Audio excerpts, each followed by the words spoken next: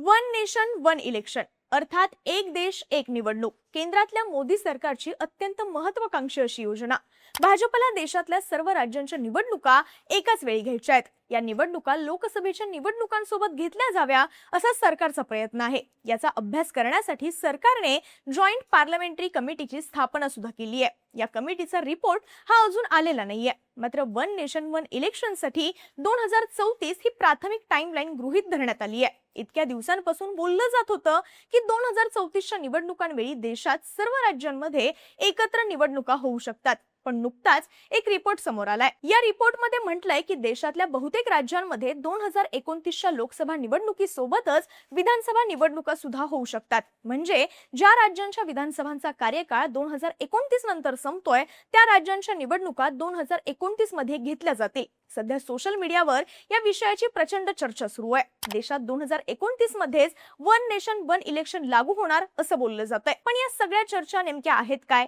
एक देश एक निवडणूक संदर्भात कोणता रिपोर्ट समोर आलाय? देशातल्या कोणकोणत्या राज्यांमध्ये 2029च्या लोकसभा निवडणुकांसोबतच विधानसभा निवडणुका होऊ शकतात? याचा परिणाम देशाच्या एकूण राजकारणावरती कसा होऊ शकतो समजून घेऊयात या व्हिडिओच्या माध्यमातून। नमस्कार, मी शीतल आणि तुम्ही पाहताय बोलभिडू। तसं पाहिलं तर देशात वन नेशन वन इलेक्शनची चर्चा ही काही नवीन नाहीये। केंद्रात 2014 साली मोदी सरकार आलं तेव्हापासूनच या सरकारनं हा मुद्दा लावून धरलेला आहे। स्वतः पंतप्रधान नरेंद्र मोदी यांनी अनेक वेळा एकत्र निवडणुका घेणं कसं फायद्याचं आहे हे जाहीरपणे सांगितलेलं आहे। एक देश एक निवडणूक या संकल्पनेचा अभ्यास करण्यासाठी केंद्र सरकारने 2023 मध्ये उच्चस्तरीय समितीची स्थापना केली होती। माजी राष्ट्रपती रामनाथ कोविंद हे या समितीचे अध्यक्ष होते। या समितीने मार्च 2024 मध्ये आपला अहवाल राष्ट्रपती द्रौपदी मुर्मू यांच्याकडे सोपवला। या अहवालात शिफारस करण्यात आली होती की लोकसभा आणि सर्व राज्यांच्या विधानसभा निवडणुका एकाच वेळी घेण्यात याव्यात। त्यानंतर लोकसभेच्या निवडणुका झाल्या। केंद्रात तिसऱ्यांदा मोदी सरकार आलं। या सरकारने डिसेंबर 2024 मध्ये संसदेत एक देश एक निवडणूक संदर्भातलं विधेयक सादर केलं। त्याच वेळी हे विधेयक सखोल अभ्यासासाठी 39 खासदारांच्या जॉईंट पार्लमेंटरी कमिटीकडे पाठवण्यात आलं। सध्या जेपीसी या विधेयकाचा अभ्यास करतेय। जेपीसीला आपला अहवाल सादर करण्यासाठी येत्या हिवाळी अधिवेशनापर्यंत मुदतवाढ ही देण्यात आली आहे। मात्र त्याआधी या संदर्भातला एक रिपोर्ट समोर आलाय। या रिपोर्टमध्ये म्हटलंय की देशातले तब्बल 22 राज्य आणि केंद्रशासित प्रदेशांमध्ये 2029च्या लोकसभा निवडणुकीसोबत विधानसभा निवडणुका होऊ शकतात।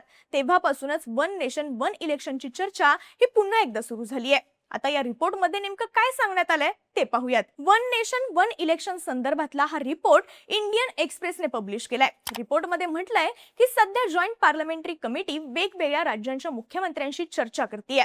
ही समिती 2034 मध्ये लोकसभा आणि सर्व राज्यांच्या विधानसभा निवडणुका एकाच वेळी घेण्याच्या विधेयकावर काम करतेय। मात्र असं असलं तरी केंद्र सरकार हे ज्या राज्यांमध्ये एनडीएची सत्ता आहे त्या राज्यांमध्ये 2034च्या नियोजित वेळेआधी म्हणजे 2029 मध्येच एकत्र निवडणुका घेण्याबाबत विचार करतंय। सध्या देशातल्या 22 राज्य आणि केंद्रशासित प्रदेशांमध्ये एनडीएची सत्ता आहे। या सर्व राज्यांमध्ये 2029च्या लोकसभा निवडणुकीसोबतच विधानसभा निवडणुका घेण्याबाबत विचार केला जातोय।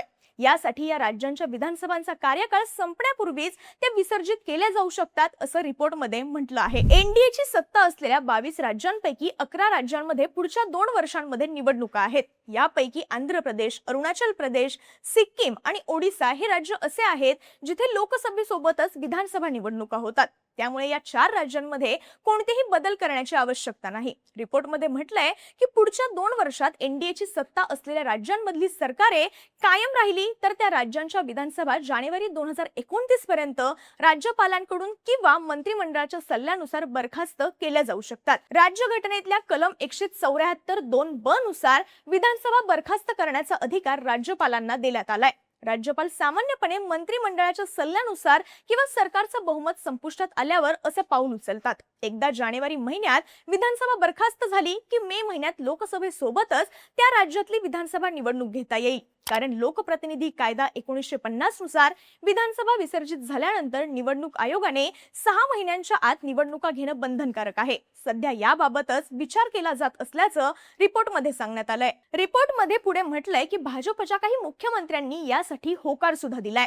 गोवा, उत्तराखंड, हरियाणा आणि दिल्ली या 4 राज्यांच्या मुख्यमंत्र्यांनी एकाच वेळी निवडणुका घेण्यासाठी पूर्ण पाठिंबा दिलेला आहे। या संदर्भात दिल्लीच्या मुख्यमंत्री रेखा गुप्ता यांचं म्हणणं आहे की राष्ट्रीय स्तरावर निवडणुकांचं वेळापत्रक एक समान करण्यासाठी दिल्लीच्या विधानसभेच्या कार्यकाळात बदल करण्याची गरज निर्माण झाली तर दिल्ली सरकार त्याबाबत विचार करायला तयार आहे। दिल्लीत फेब्रुवारी 2025 ला विधानसभेच्या निवडणुका झाल्या होत्या, म्हणजे 2029च्या लोकसभेसोबत निवडणुका घेण्यासाठी दिल्ली विधानसभेचा कार्यकाळ एका वर्षानं कमी करावा लागेल। दिल्लीच्या मुख्यमंत्री यासाठी तयार आहेत। आता समजा एनडीएने 2029 मध्ये लोकसभा निवडणुकीसाठी विधानसभा बरखास्त करण्याचा निर्णय घेतला तर उत्तर प्रदेश, गुजरात, गोवा, मणिपूर आणि उत्तराखंड या 5 राज्यांच्या विधानसभाचा कार्यकाळ 3 वर्षांनी कमी करावा लागेल, कारण या राज्यांमध्ये 2027 साली निवडणुका होणार आहेत।